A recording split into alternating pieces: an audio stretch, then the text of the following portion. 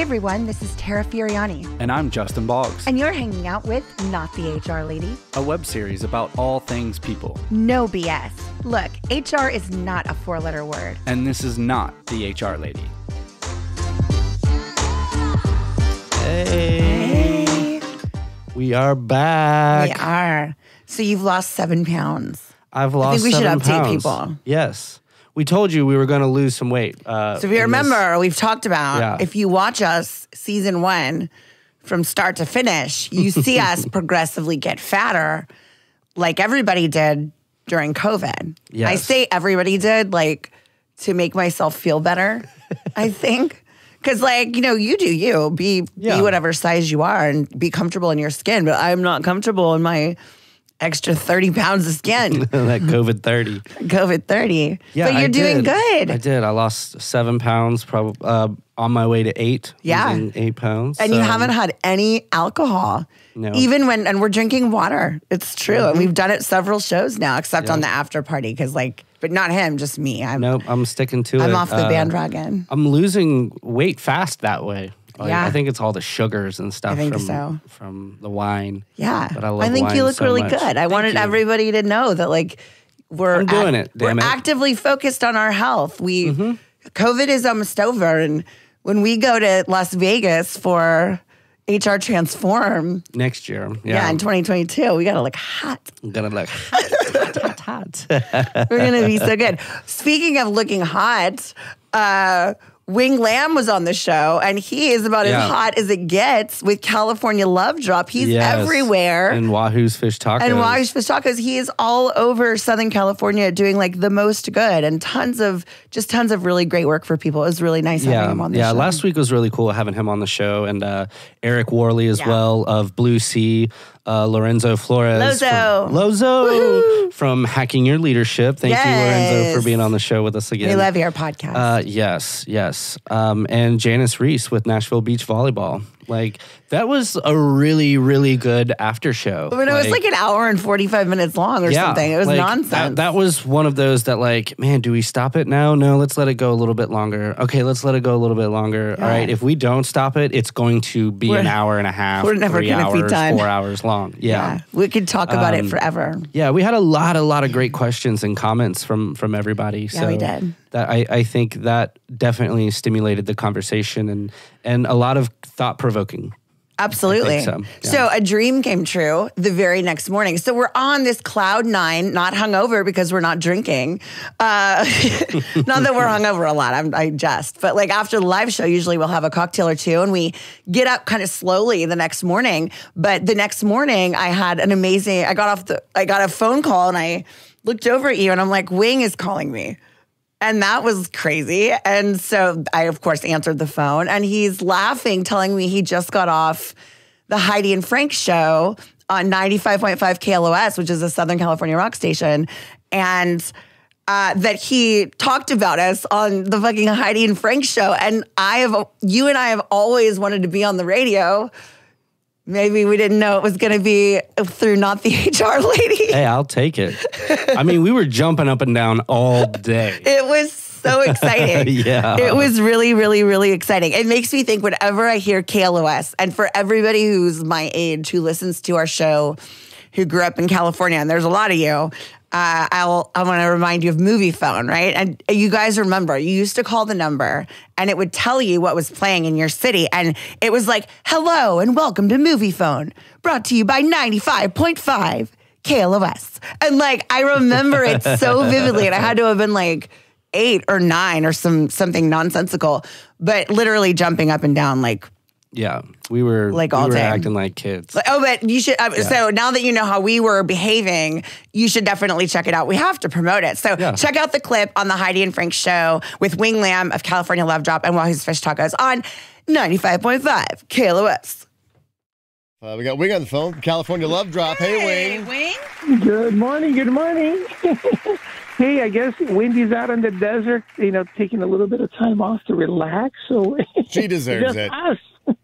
All right. Anyway, wait, something really fun because, we never know who's listening to your guys' show. Oh, so people listen to this show? Oh, wow. I know That's kind of cool. got 2 listeners out there. But my buddy Rich Mead, who's the owner of Rogers Gardens Farmhouse Restaurant over here in Newport, he has done an amazing thing where he's made a cocktail. It's called the Selfless Cocktail. And if you buy it until Sunday, 50% of the proceeds goes back to the California Love Drop. A little Amazing. selfless cocktail. Oh. Yes. Yes, the California Love Drop is Wing, explain again to everybody what you've been doing for like the past year. We've been going out with a bunch of us from Monster Energy Drink, Hint Water, Yogaland, all the guys supplying frontline workers with yummy treats and whatever else we can think of. We've gotten bags, we've gotten ice rollers, we've gotten cookies, whatever you can think of. And you've been doing it for basically since the whole pandemic began, and you're not going to stop until everything is 100% back to normal. You know what? I don't think you'll ever stop, Wing. I think it's just in you just to keep helping. So you'll California Love Drop is probably just going to live forever. Yes. We're out here because there's always going to be a need for something out there. And also, as far out as Austin, Texas, we had Tara and Justin from the Not the HR Lady Show calling us. I'm like, hey, how can we help you? And I'm like, all right, let's do this. It's really cool when we came over to St. Joseph's Hospital over here in Burbank, and it's cool to hear about what Wing and everybody is doing. But what's even better is to actually see when the big setup is out there and these doctors and nurses and medical staff come out and see what has been set up for them and how exciting it is for them and how grateful they are. That's the cool thing is to actually see. become a part of it. You go to GoFundMe and type in California Love Drop, and you'll find it. And it's a $25 donation to help, buy all the stuff for the frontliners that we're doing. And you can get a mask, a Heidi and Frank mask, and Wahoo's Fish Tacos masks. And Wing is one of the co-owners of Wahoo's Fish Tacos and has been doing this. Such a great guy. Do you have any shout-outs for us, Wing, for people who joined the California Love Drop? As all the restaurants are getting ready to reopen at 25%, my team, Billy, Fabiano, Saul, Karina, Rocio Bird, they're out there scrambling, getting the dining rooms ready. So nice. I know they're out there. Oh. Awesome, man. Talk about something to look forward to. Again, go to GoFundMe page and search California Love Drop and become part of the collective movement today. All right, thank you so much, Wing. Thanks, Wing. Happy Friday. Okay, you too. Bye-bye, guys. Bye-bye. That's really cool. Wing said our name. I know we weren't on it. Right. We're going to get on it. Yeah. Damn it. Said our name. That was really good promotion. Said our name they and showed our card and everything. So and that the was selfie really we cool. all took together with Lorenzo and Janice. Yeah. And I loved it. It was really so good. Cool. That was really, so really fun. cool. It was really exciting. I have been a fan of Heidi. It was doubly exciting for me. I've been a fan of Heidi Hamilton for since her Star 98.7 days, way back into the early 2000s. She has this totally no BS approach, and I am confident that we are going to be best friends. Does she know that? I might have sent her notes on every single social media platform to tell her of me being the Tara that Wing talked about, and so I think like a psycho, frankly, like a psycho. Well, you were fangirling. I was fangirling really hard. Okay. I was really excited. Yeah, it is exciting. I know. That was really exciting.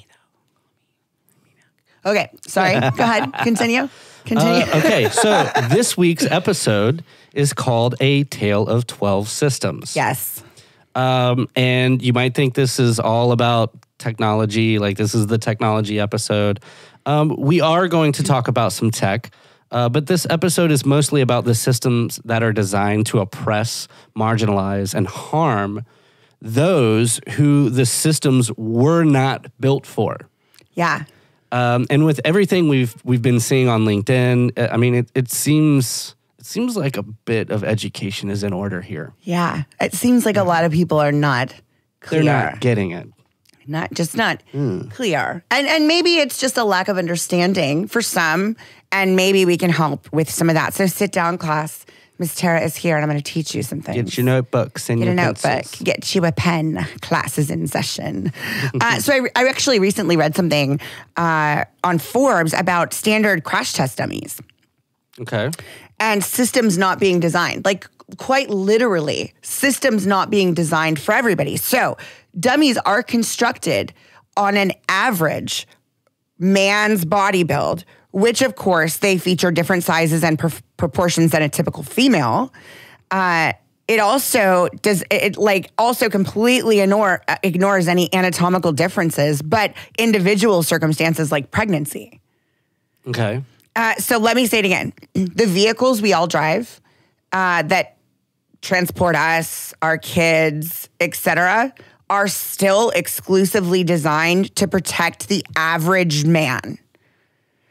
So given that white cis men have held positions of power forever, since the creation of at least the U.S., what other systems and stuff may have been exclusively designed for the white cis male community?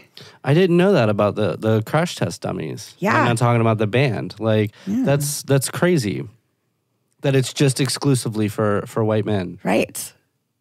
Huh. But that's not so far off. I think I heard somebody talking about this recently, and I did some research on my own about it, about the retina scanners, the blood pressure and the O2 or whatever finger things are designed for white skin. So like if you've ever had nail polish on and you have to have one of those things that go like this in the hospital, a lot of times they'll ask you to take off your nail polish if your nail polish is darker colored because it has a hard time reading it. I never thought anything of it, but that has happened to me. And there was a time when I had like the shellac, like the gel, and you can't just take that off. Like anybody who uses that kind of product knows that you have to soak it. It's like, you're going to ruin your nails if you start picking it off. Like, and I'm explaining to the woman, I can't take it off. Like, you could get me all the acetone you want, but it's going to take a while for the sucker to come out.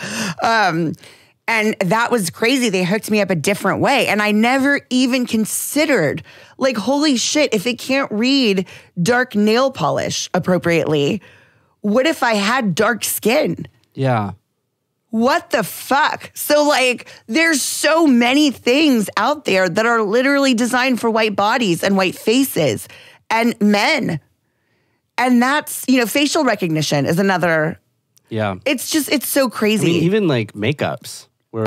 Oh my gosh. So did you see that? Yes. So Future Kane, a friend of the show, she just posted something recently about the Band-Aid finally came out with the different skin tones for all bodies, right? Because so the thing is that nude is the white skin, right? Is just right. This is nude color, like my nude peep toes, but like that's not nude. It's not nude if you're a person of color, right? That doesn't work. So now they have these multicolored Band-Aids, which I think is awesome. That there's better representation that way. I do know that I think Spanx did that a while back. I know MAC has had, MAC Cosmetics has had a lot of different color representation as far as foundations and things like that go. They were one of the first to really take a stance, but that's kind of their thing anyway. There's just so much that is like just not designed. And I actually asked Future, or I put a comment on our post on Instagram, I hope they're not more expensive. Yeah. Because that sounds like something that would happen. 100%. Well, we got to make a new thing. It's a new line. Right, it's a specialty line. It's a specialty. No, it's not a specialty. It's not special. This is my skin. Yeah. Right. While the white Band-Aids are still right $1.99. Yeah. If you want black Band-Aids, they're $2. They're $2. Yeah, they're $2.99. Like, you have a $1 upcharge because we had to get a different latex color. Yeah. What? Come on. I hope it's not that. I'm gonna next time we're in the store, I want to check that out. I want to see if we can find that because I think that's interesting. So systems of oppression, that's what we're talking about. Yeah. They are discriminatory institutions, structures, norms, just to name a few that are embedded within the fabric of our society. We just talked about a couple. Nude colored anything, right? Nude is only nude if you're my color. Yeah. So there are a lot of people who are not my color out there who nude is not representative of, but yet we have called it that forever and nobody's even thought twice. We talked about the crash test dummies. Mm-hmm. Once again, not the band, which is surprising that we might talk about them at some point. Maybe. Not this episode.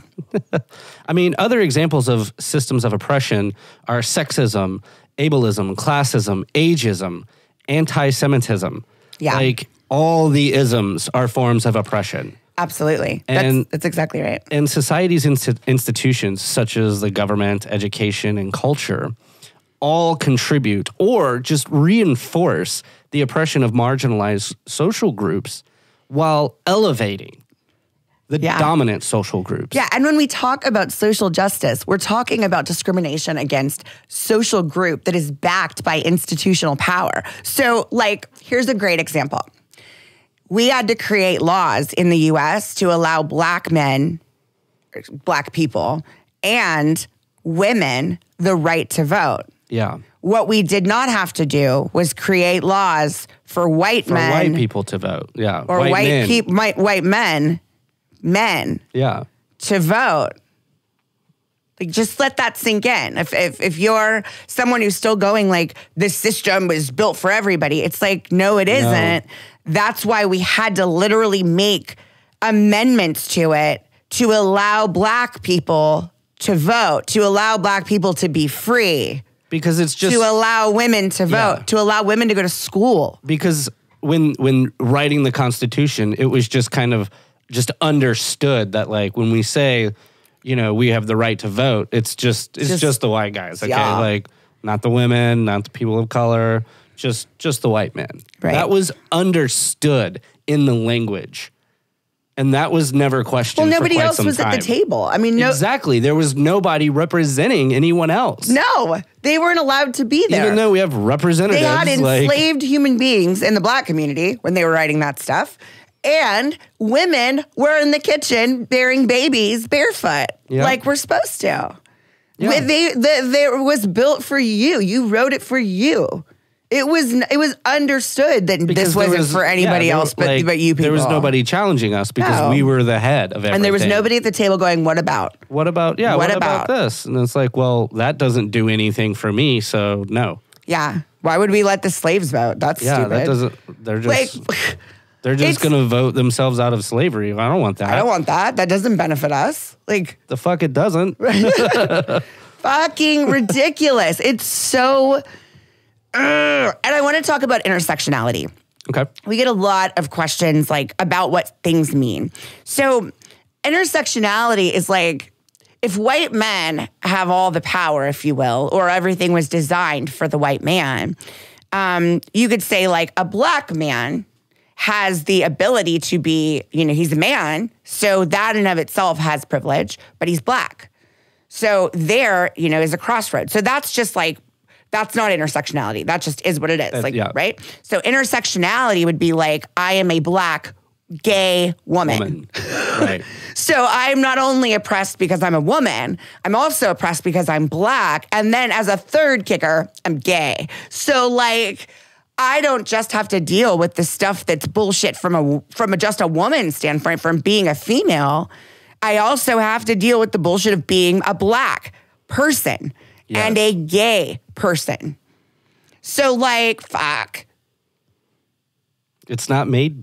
No. Yeah, but reverse racism is a thing. Oh, my. Like, fuck you. It makes me so angry. Like, it makes me so angry because I don't know why this is hard to grasp and why it's hard for anybody to not understand how absolutely abhorrent it is to just marginalize anybody, to not understand and appreciate and respect people's value. Yeah. I think, like, I want to talk about, like, marketing and how that tends to gaslight people. Oh, yeah. Like, we have somebody else's login for... Not Netflix. Not Netflix. We have our own Netflix. We have our own Netflix, but login for like a TV provider. Yeah. And that person is in Southern California, right? Yeah. So we will see like Hispanic commercials that are showing them like, hey, you could go to trade school and learn how to be a welder or an electrician and learn how to... Blue collar. Straight blue collar, jobs. You know, be a plumber. Yes. And then like when we're logged into like our YouTube and stuff that's like really here in Austin, stuff like or the stuff that we pay for, we see like Azusa Pacific University, Concordia. You can go and you can be a software developer. You can go and be this audio engineer and like all these like really higher end jobs, way white collar jobs. And I think that is that system being oppressive to that to those different social groups. Well, it just and if you're not sure, gaslighting, like it's defined as a form of psychological manipulation in which a person or a group covertly sows seeds of doubt in a targeted individual, making them question their own memory, perception, or judgment, often invoking in them cognitive dissonance and other changes, including low self-esteem. Like using denial and misdirection and contradiction and misinformation, gaslighting involves attempts to destabilize the victim and delegitimize the victim's belief. Yeah. Like that is a prime example of what we witness when we're watching some of these marketing ads. I would agree. And we've talked about some of the marketing ads that we've seen, growing up. Oh, yeah. The Sally Struthers. When you started listing off all the different, like housekeeping, all this shit. And you're just like, no, what the fuck? VCR repairman. Yeah. Childcare provider. That's targeted.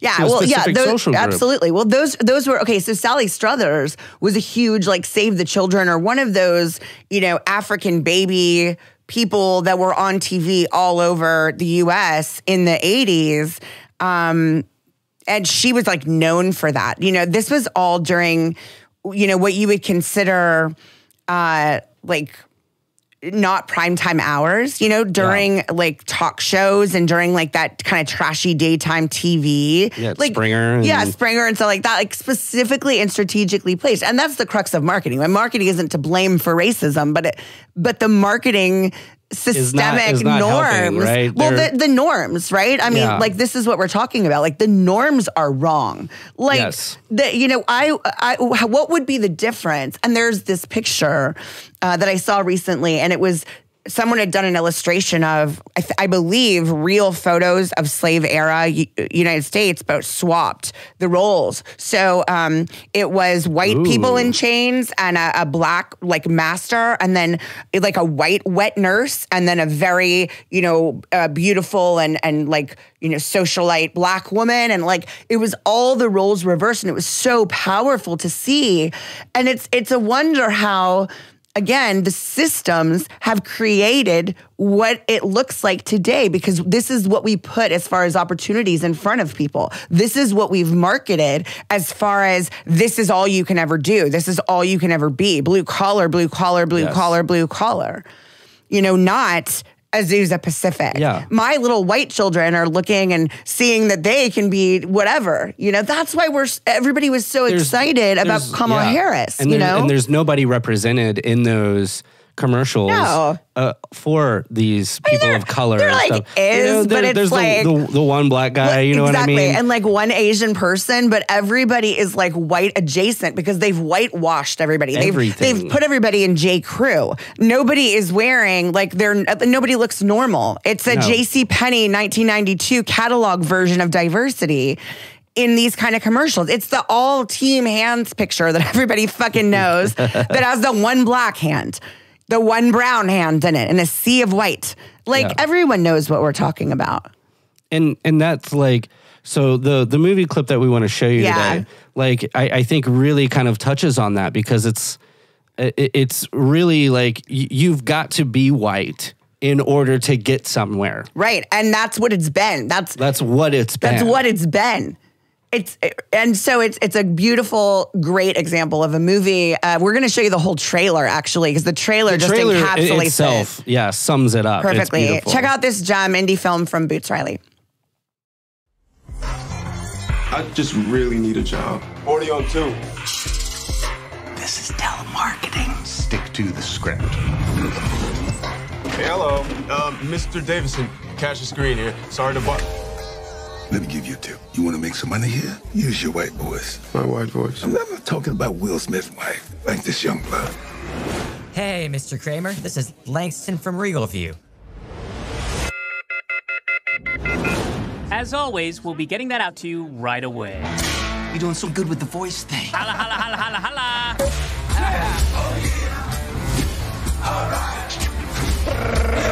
You're going upstairs, power caller. They even have their own elevator. Welcome, power caller. I hope you did not masturbate today. We need you sharp and ready to go.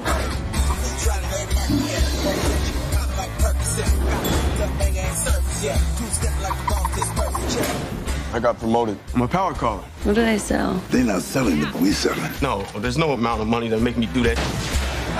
Here's the starting salary. Well, man, I'm gonna have to get me some new suits. Whatever I wear, no, I'm here to be clean. It is morally emaciated. I can't ride with you. I'm doing something I'm really good at. Cash, I'm gonna make you a proposal. I can see that you want to say no, but I wouldn't do that before you see what I'm offering you. Cash, you are awesome. Some for the homies and some for me. So that movie's actually like really, really, really good. It gets really fucked up. And it gets really weird. It's not what you think. It ends crazy, but you should definitely check it out. No. It's a great film. It really is. It really is. But like the white voice, you know, there's so much in this, which is hilarious, by the way. But it's so much in it that's, again, we talk about using comedy to talk about real issues, and that's like a thing. Yeah, it is. I worked in mortgage banking for a long time, and Leslie, one of the trainers who was also a mortgage banker, she's a Vietnamese woman, and over the phone, you know, she had a white voice, and she would talk to me and would tell me about, you know, this guy called up and said, you know, you sound da da da da da, and started saying, you know, what do you look like? And she's like one of the guys, right? Like brass balls on this woman. And she, Alec Baldwin would be proud. She, you know, kind of went on to say, oh, well, no, you know, I have black hair and I have, you know, black eyes and, you know, I'm Asian. So I'm like kind of little and a little compact and whatever. And he goes, what in the hell? And she would do the voice. Like, it was amazing. I can't replicate it like she could, but over the phone, he was like, what in the hell? You're an Asian? Get out of here. Get out of here. She's got a white voice. It's like her voice. It's like her normal voice. It's not a white voice. It's a little put on, I would say. It's like a little put on. Like she puts a little maybe cuter Valley girl, because that's like that's the spin. That's the sell, right? And how fucked is that? It is. It's fucked. Like just and then when you find out, like the response for her, same deal. Like same with like, you know, in this clip, it's like you got to use your white voice because nobody wants to talk to Cash. And also like just always use your white voice now. Yeah, just because now you're in this elite, so like you need to maintain that white voice. That's right. And I love it's disgusting, but it is the perfect example, and it really brings to light, like perfectly to your point, to how we like to bring this stuff to attention. Yeah. It's kind of funny, but it's rooted in a lot of like, whoa. Because like, when you think about we it, have black like, people, we have diversity, we have black people, we have diversity, we have brown people, we have women, whatever. But then we're saying like, hey, we want you to not be that black. Yeah. Or not be that womany. Or not be quite so brown. Like, I don't need you to go whiten up. And that's it. And that's horrifying. So one of the other things she talked about, which we talk about a lot, is the money over morals. You know, the girlfriend says that in the movie, and I don't want to spoil it all. I don't think this is a big spoiler, but they break up, and you know, and a big part of the reason is that she's like, you've changed, you've become a completely different person, and you've traded who you were for this different life where you're not even you. Nobody likes you for who you are. They like this white persona you put on, and you're making them money. And there's a really disgusting part, which again is not really a spoiler, but you know, you get up there and you're that token black guy, and so you're making a ton of money, but you're not in the club. You're club adjacent, like you're there while you're you're a nice to have as long as you're willing to entertain us. So there's a scene where the big boss has him rap for a group of like mostly white people. And it's like really gross. But so absolutely telling. Yeah. Because have you ever sat in a room, and I really want everybody to think about this. Have you ever sat in a room and somebody was called upon, clearly because of their differences, to do something? And let me give you a different example. If you're a woman who's ever been in a meeting full of men and they need somebody to take notes, everybody looks at you. You know why? Because you probably have better handwriting. Right. Oh, exactly. 100%. Well, you probably have the best handwriting. It's like, no, motherfucker, I should have been a doctor, okay? Don't fucking do that. Don't do that. Ever. Don't fucking do that. Hey, you're a woman. You probably have better handwriting. You should take notes. Yeah. Oh, you're black. You should rap for all of us. Yeah. What? Well, fuck you. What? Actually, you could fucking rap pretty damn good. God damn it, for all of you. Fuck you. But I think, like, you know, this is a great example of absolutely what not to do. And I love Boots Riley's interpretation as a writer, as a director. It is a magical and crazy film, and you should definitely go watch it. So what are some things that we can do to deconstruct oppressive systems and amplify the voices that are marginalized? So we talk about the same stuff a lot all the time. I feel like every week, and I'm going to say it once again a little differently. Speak up. If you see shit happening in the workplace, say something. Like, one of the most effective things you can do is to call attention to the things that are wrong. No silent allies. Speaking up when witnessing prejudiced behavior from those who are closest to you can be instrumental in actually facilitating that change of behavior with them. That's what we're saying when we say use your privilege. If I could jump in on that. Please. Like, it doesn't just have to be the people close to you. If you see it at all, you should do something. So I don't know if anybody has seen the video from New York of the 65-year-old Asian woman that just got fucking beat down for no reason. Could we play it? Because I want to tell you, you don't know that this happened, but LinkedIn blocked my post. And I want to talk about LinkedIn at the end of this because I have a whole special message for y'all. But they've taken down my post. I've been fighting with them while I was writing the show earlier. It's gone. So I would love it if we could play the clip right now. Yeah.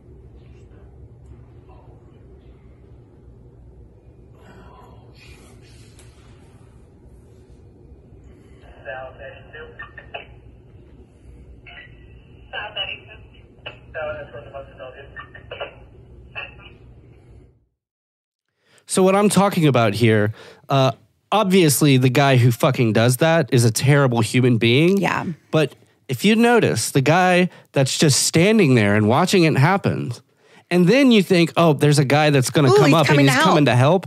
No, he closes the fucking door. Yep. Are you kidding me? Closes the door. And then there's a third man that comes into the shot. So there were at least 3 what looked like to be security guard people witnessing a woman get attacked by a man their size.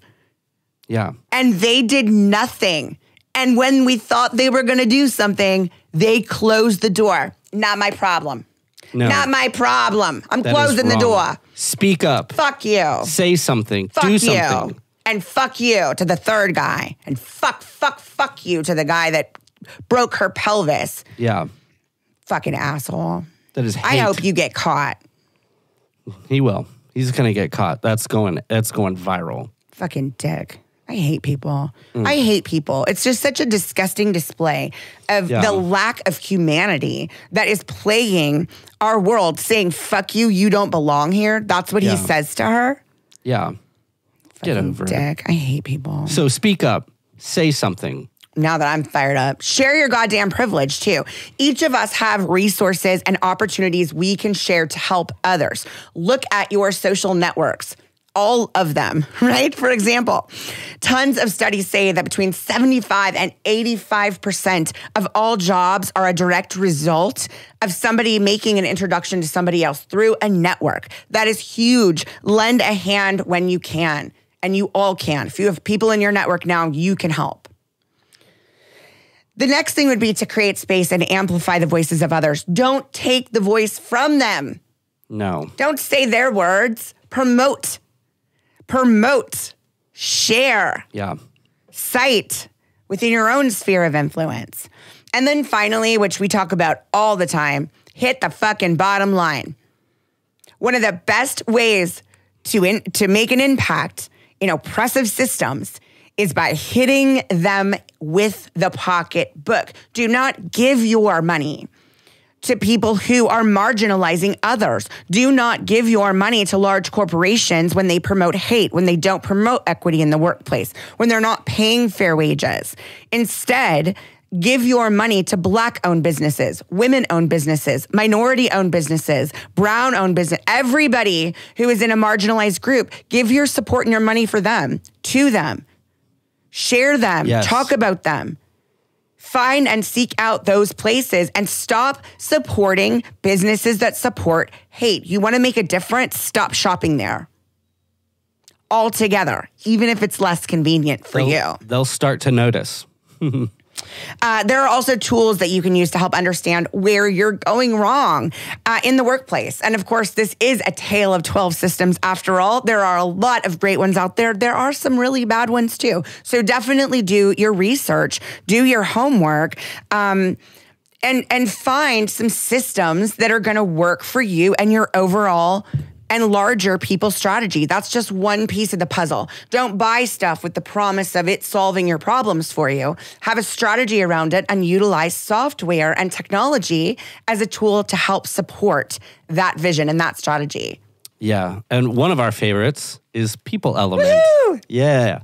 Both Tom and Megan are back for our show with, I am sure, a lot of things to say on this topic. They were great last time. But let's take a quick look at what People Element does and how they can help your organization do better. So check it out. Every employee contributes to your success, and every employee's voice is important. Introducing People Element, your employee experience partner.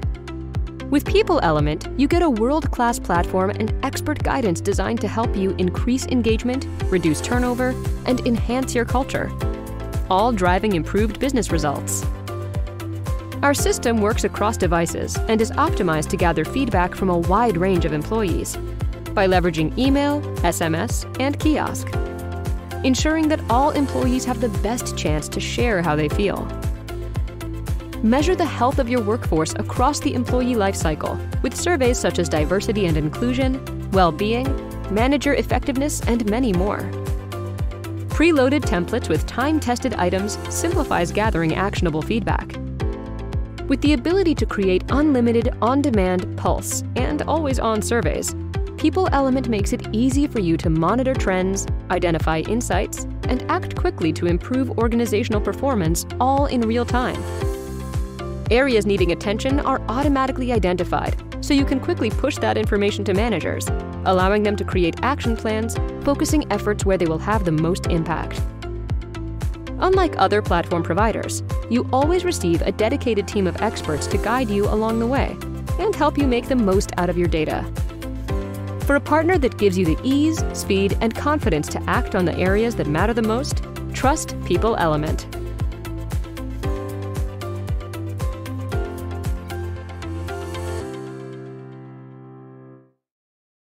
So I love what they're doing. I do too. I think they're great, and it's super easy to use, and it's super affordable. And organizations should definitely invest in a tool like theirs and check them out. They are great. Yes. They are well, I think, priced, and what they offer is an amazing service with an amazing team behind it who is invested in these kind of conversations, who are willing to understand and know that the stuff in the workplace takes all of us. Yes. And they want to be a part of that conversation here with us, out loud, openly. And that really says something, because those are the people that should get your dollars. And we definitely hope you'll check out People Element. They're going to be with us on the after show, so I'm sure they'd love to hear whatever questions you have for them. They are an amazing team, and they're asking the hard questions, and, and they're listening. That's right. And they're taking action. And that's the difference. That's right. You've got to not only just ask the questions, you need to listen to what people are telling you and take action on that. Absolutely. So to recap a little bit, tell us again, what are some things that we can all do to deconstruct oppressive systems and amplify the voices and words of others? 4 things. 4 things. Super easy. Don't be silent. Stop it. Use your privilege and your resources for others. Create space and amplify the voices of those who are in marginalized communities. And then last, certainly not least, hit that bottom line. Get them into dollars. Get them in that pocketbook. Hit them in the cents. I like it. I like it. You know, this has been... In the money. I can't do it. Do you hear this voice right now? It's too many allergies. It is. It's in the air. I got my Tara phone sex voice. Which isn't funny. I just would laugh the whole time. Thank you for calling the hotline. Hi. It's me, Tara. That's so great. So this is a wrap. That was it. This is a wrap on season 2, episode 9. You get more of this sexy voice right here on the after show. A tale of 12 systems. That's right. This has been really fun. It's crazy. We have 3 episodes left in this season. I cannot believe how fast season 2 has gone. And I cannot believe that we're already planning season 3. Yes, and we have something really exciting coming up. Really fun in the works for season 3. That's right. And I'm very excited. Thank you again to People Element for sponsoring our 9th episode of this season. And of course, for joining us here in just a few minutes on our live after party. We've got a bunch of special guests and surprises. And of course, a great deal of fun. Who even knows how long we'll go? Yeah. So join us immediately after this at assetsnotassholes.com for the official after party and live chat. I'm telling you, you're not going to want to miss this. That's right. And join us next week, same time, same place, Thursdays at 7 Central. Go to DEI.com. Anytime, Thursday at 7. And then, of course, our after show immediately follows at notassholes.com. Assets, not assholes. There it is. I fucked it up.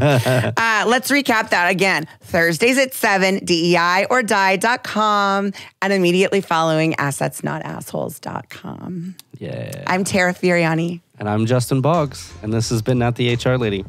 We'll see you next time. Bye. Thanks for tuning in to today's episode of Not the HR Lady. Engage with us on any social platform at Not the HR Lady and visit our website for more people stuff at notthehrlady.com. New episodes will be out every week. We'll see you next time. Bye.